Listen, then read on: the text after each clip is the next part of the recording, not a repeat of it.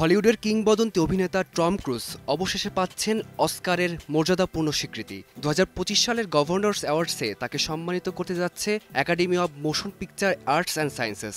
দীর্ঘ ক্যারিয়ারে অসংখ্য জনপ্রিয় প্রভাবশালী চলচ্চিত্রে অভিনয় করেও প্রতিযোগিতামূলক বিভাগে কখনো অস্কার জয় না করায় এই সম্মাননা টম ক্রুজের জন্য এক গুরুত্বপূর্ণ মুহূর্ত হয়ে উঠছে।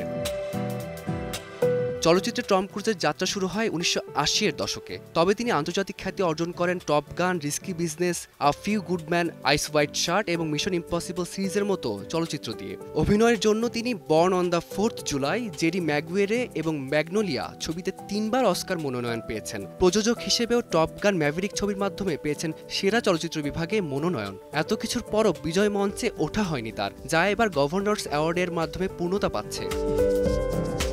অনারারি একাডেমি অ্যাওয়ার্ড এমন ব্যক্তিত্বদের প্রদান করা হয় যারা চলচ্চিত্র শিল্পে অসামান্য অবদান রেখেছেন কিন্তু প্রতিযোগিতামূলক বিভাগে স্বীকৃতি পাননি। এই পুরস্কার শুধু কৃতিত্বের স্বীকৃতিই নয়, বরং শিল্পে স্থায়ী প্রভাবের প্রতীক। একাডেমির প্রেসিডেন্ট জ্যানেট ইয়াং এক বিবৃতিতে বলেন, এই বছরের গভর্নর্স অ্যাওয়ার্ডসে আমরা উদযাপন করব 4 জন কিংবদন্তিকে, যারা চলচ্চিত্র শিল্পে তাদের অসাধারণ কর্মজীবনের মাধ্যমে এক চিরস্থায়ী ছাপ রেখে গেছেন।